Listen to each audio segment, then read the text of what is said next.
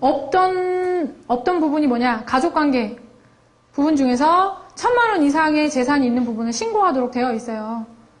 근데 이제 뭐 그 부분은 신청서 양식이 좀씩 바뀌면서 이제 보완이 되어 가고 있는 거고, 특별히 뭐 그 부분은 원래부터 걸러왔던 부분이에요. 사실 신청서 양식이 이렇게 나와 있긴 하지만 걸러오고 있었던 부분이라고 보시면 됩니다.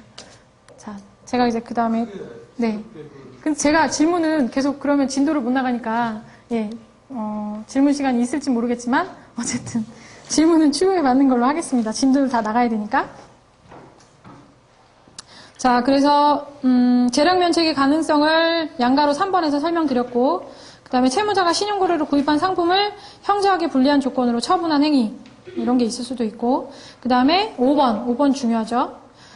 채무자가 파산 원인이 있는 사실이 이제 발생했는데 어느 특정 채권자에게 자신의 의무에 속하지 않는 뭐 변제를 한 거예요. 그죠? 쉽게 얘기하면. 그리고 그런 부분들이 이제 어떤 경우가 있냐면요. 자, 돈이 있어요. 우리가 청산이라는 절차를 거치잖아요. 파산은. 돈이 내 수중에 뭐 예를 들어 3,000만 원 정도가 있어요. 근데 이거를 채무자 입장에서 누구한테 갚아주고 싶겠어요? 지인들한테 먼저 갚고 싶어요. 그죠? 그렇겠잖아요. 그죠? 지인들이 여태까지 나 사정 봐주고 돈 갚으란 얘기도 안 하고 이자도 한 푼 안 받고 이렇게 해서 돈을 빌려줬어요. 그죠? 제가 지금 얘기했죠? 변제기도 없어요. 돈 갚으란 얘기 안 한다고 한 거 변제기 없는 거죠? 그 다음에 이자도 안 받았어요. 이자의 약정도 없어요. 이런 채무를 먼저 갚고 싶다고요. 근데 법은 이렇게 하면은 여기에 해당될 수 있다는 거예요. 내가 갖고 있는 유일한 재산 3,000만 원을 내 의무에 속하지 않아요. 변제기도 안 도래했어요. 나는 이미 변제기가 도래해서 연체이자까지 물고 있는 많은 채무들이 있어요. 그럼에도 불구하고 이런 것들은 그대로 내버려두고 니네들 은행은 망해도 되니까 니네 건 안 갚고 내가 좋아하는 사람, 내가 이뻐하는 사람 것만 먼저 갚는다라고 해서 그 3,000만 원을 이쪽에만 다 갚아준 거예요. 이런 경우에 이 부분에 걸릴 수 있다는 거예요. 그래서 만약에 이 3,000만 원을 변제하는 방법이 두 가지가 있겠어요. 하나는 파산 절차 내에서 관제인을 통해서 청산 배당이 들어가는 방법이 있겠죠. 그 두 번째 방법은 뒤에도 내용이 나와 있는데 자주 배당이 가능할 거냐의 문제예요. 뭐 말이 그럴듯해서 자주 배당이지 아까 얘기한 것처럼 3,000만 원을 그냥 채무자 스스로 알아서 그냥 쪼개서 갚는 거예요. 이게 가능할 거냐. 근데 실무적으로 자주 배당을 해도 그 자주 배당 자체가 공평하게 잘 이루어졌다면 법원에서 문제 삼지 않아요. 그래서 저는 가끔 자주 배당을 제가 하고 파산에 들어갑니다. 왜냐면 관제인 선임료가 300이에요. 300. 그러면 나한테 100만 원 주고 파산 신청했는데 관제인은 그거 3,000만 원 채권자들한테 돈 나눠주고 법원에 300만 원 내야 되고 의뢰인 입장에서는 돈 부담이 너무 크잖아요. 그렇게 따지면 뭐 한 4,500 정도 들어가는 거잖아요. 파산하려고. 지금 집 보증금이 1,000만 원짜리 살고 있는 사람인데 그런 사람한테 4,500만 원 내고 파산하라고 그러면 말이 돼요? 말이 안 되죠? 그러니까 자주배당도 자신이 있으시다면 채권 쭉 조사해가지고 갖고 있는 재산 가지고 이렇게 그 이자율이나 이런 거 따져보고 채권액 이런 거 따져봐가지고 자주배당을 쭉 해서 자주배당한 내역을 다 법원에 적어서 제출을 해요. 그러면 전혀 아무런 문제 없이 통과가 돼요. 그래서 자주배당도 가능은 하다는 거 여러분들. 제가 어떤 경우가 있었냐면 퇴직금 교장 선생님이었어요. 교장 선생님은 여기 아마 나올 거예요. 교장 선생님인데 퇴직금이 한 2억 정도 된 것 같아요. 근데 빚이 워낙 많으니까 퇴직하고 나서 뭐 없잖아요. 연금으로 받을 수도 있지만 이분은 빚이 부담스러우니까 그냥 퇴직금을 받아버린 거예요. 일시에. 그리고선 이걸로 그냥 정산하겠다, 정리하겠다 라고 했는데 물론 관제인 선임해서 쭉쭉 할 수도 있지만 이분이 사채가 많았어요. 그러니까 나름대로 자기는 사채, 그 지인들한테 빌린 돈을 빨리 그래도 명예가 있으니까 그분들을 많이 갚아주고 싶었는데 그래도 그분들한테 조금 비율을 높여서 자주배당을 그냥 해버렸어요. 그랬더니 면책이 그냥 되더라고요. 심리기일 한 번도 안 열리고 면책이 돼버렸습니다. 그래서 그런 부분 여기 뒤에 보면 되게 솔직하게 다 들어가 있어요. 어디서 얼마 받고 보험 해약해서 얼마 받고 퇴직금으로 얼마 받고 이런 부분이 다 신고해주고 그 다음에 채권자별로 얼마씩 갚았는지 영수증 다 첨부해가지고 자주배당한 내역을 다 신고해줬어요. 그랬더니 아무 문제 없이 통과가 됐습니다.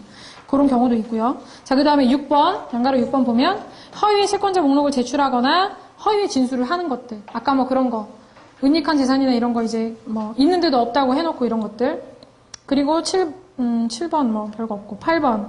과거 일정 기간 내에 뭐 파산의 경우에는 7년, 개인회생의 경우에는 면책된 날로부터 5년의 기간 내에 면책을 받은 사실이 있으면 또 파산 신청을 할 수는 없다는 거예요. 이건 면책 불허가 사유에 해당한다는 거예요.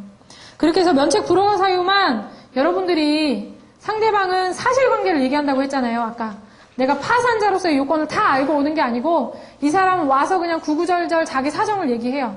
그러면서 우리는 하나씩 그냥 던져보는 거예요. 사모님 명의로는 뭐 특별히 뭐 재산이 있거나 그렇진 않으신가요? 뭐 사모님 하시는 일은 뭐 어떤 일 하세요? 뭐 이런 것들을 이제 과거에 하셨던 사업은 어떤 사업 하셨나요? 뭐 사업할 당시에는 뭐 사장님 명의로 집이 있었던 건 아니신가요? 왜냐면 집이 있었는데 그거 팔아서 돈으로 다 만들어놨을 수도 있는 거잖아요. 이런 식으로 이제 하나하나 질문하는 것처럼 면책 불허가 사유가 없는지를 우리는 하나씩 던져서 답을 받아내는 거예요. 이런 식으로 상담을 하시면 될 것 같고, 자, 또 하나 이제 진도 밟고 넘어가야 되는 게 비면책 채권을 보고 넘어갑니다. 비면책 채권 21페이지. 비면책 채권이 무슨 얘기예요? 면책이 안 된다는 얘기죠. 면책이 안 되는 것들 알고 계셔야죠. 어떤 분은 세금, 내가 이런 분이 있어요. 아주 마음이 아픈데 그 돈을 버는 족족 그 금융기관 거는 하나도 안 감고 세금 것만 열심히 갚으면 문제가 안 되는데 세금은 하나도 안 감고 금융기관 거는 다 갚고 나서 파산이란 제도를 알았어요. 그래서 금융기관 건 이제 이자가 많으니까 다 이제 거의 다 이제 열심히 일해서 상환을 했는데 아 누가 파산이 있다더라. 야 너 그렇게 열심히 일하지 말고 지금이라도 가서 좀 파산 제도 좀 알아봐라. 해서 왔는데 부채가 이제 금융기관 거는 한 뭐 500만 원 남고 그 부가가치세 자기가 사업할 때 못 냈던 부가가치세만 5천만 원 있는 거예요. 자 이분은 파산이 의미가 있나요? 의미가 없어요. 왜냐면 조세 부가가치세 자기가 못 낸 거 5천만 원은 비면책 채권이에요. 파산으로 털 수가 없습니다. 그래서 이분은 돈을 잘못 갚으신 거예요. 파산을 하려고 했다면 그동안 차라리 세금을 갚았어야 되는데 세금은 이자가 없으니까 그건 안 갚고 이제 금융기관 걸 갚은 거죠. 그래서 비면책 채권을 여러분들 확인하시면 됩니다. 조세, 그 다음 벌금, 과료, 형사소송 비용, 추징금, 과태료, 그 다음에 채무자가 고의로 가한 불법행위로 인한 손해배상, 채무자가 중대한 가실로 타인의 생명, 신체에 침해한 불법행위, 그 다음에 채무자 근로자의 임금, 퇴직금, 재해보상금, 이거 아까 어디서 본 기억나죠? 개인회생할 때. 자, 그 다음에 근로자, 그것도 받고, 그 다음에 채무자가 악의로 채권자 목록에 기재하지 아니한 청구권. 다만 채권자가 파산 선고 있음을 안 때에는 그러하지 아니하다.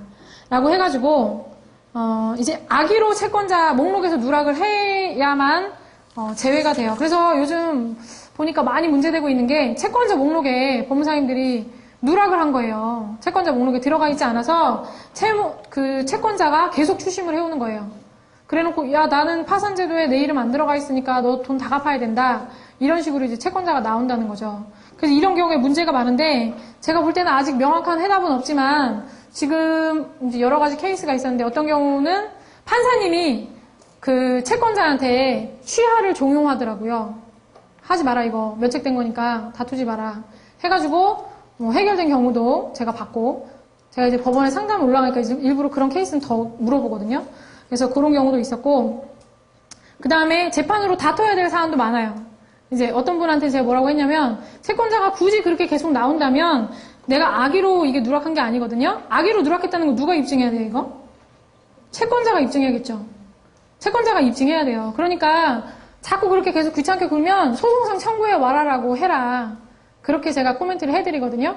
근데 그다음부터는 말이 없으시더라고요. 그런 거 보면 이제 그분들이 저한테 안 물어보는 거 보면 상대방한테 강하게 나갔을 때 상대방이 소송을 안 진행하는 것 같아요. 제 생각에는. 그래서 이제 아직 그렇게까지밖에 진행이 안 됐다라고 여러분 보시면 될 것 같고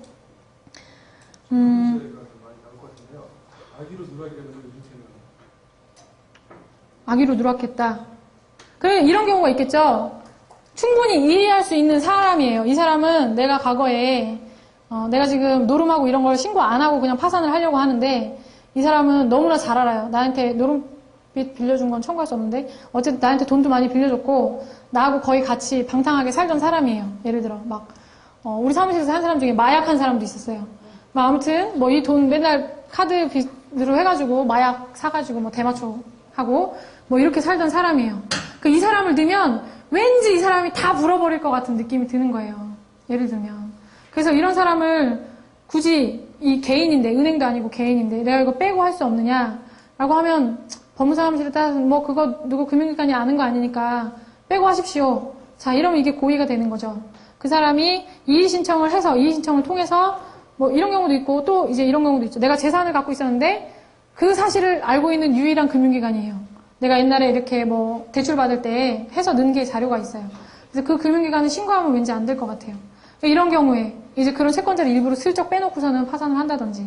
그래서 그 사람이 예를 들어 소송을 통해서 악이다라고 입증할 수 있는 부분은 제가 볼 때 이의 사유를 제출해야 될 것 같아요. 이 사람이 왜 우리 뭐 형사사건도 마찬가지잖아요. 그죠? 그 사람의 그런 어떤 정황들을 보고 이 사람의 고의 유무, 뭐 과실 유무 이런 걸 따지잖아요. 그것처럼 이 사람도 내가 지금 이 사람에 대해서 과거에 요 돈이 있었다는 사실을 알고 있는데 이 부분 때문에 이 사람이 날 누락했다라는 걸 적극적으로 다투어야 이 사람이 정말로 악의적으로 채권자 목록에서 빼서 이 채무를 갚아야 되는 채무로 법원이 인정하지 않을까. 저는 그렇게 생각하고 있습니다. 그렇게 얘기하면 될 것 같고요. 그 다음에 양육비, 부양료 부분이 또 비면책 채권에 포함되어 있다는 거 보시면 되고, 그 다음에 면책의 효력. 22페이지에 여러분들 보증인, 계속 개인회생할 때부터 보증인 부분 얘기가 나오는데, 이 부분은 상담할 때 우리는 그래도 법을 아니까 뭐 너무나 당연하게 알고 있는 부분이지만 의뢰인들은 이 부분에서 제일 많이 속상해해요. 그 부분을 좀 나한테 잘 얘기해줬으면 내가 이렇지 않았을 텐데 막 이런 경우 많거든요. 어떤 거냐, 채무자의 보증인에 대한 효력, 그 부분 22페이지 양가로 4번이에요. 자, 주 채무자는 파산을 통해서 예를 들어 1억이라는 빚을 면책을 받았어요. 근데 그 1억 중에서 5천만 원이라는 돈을 우리 예를 들어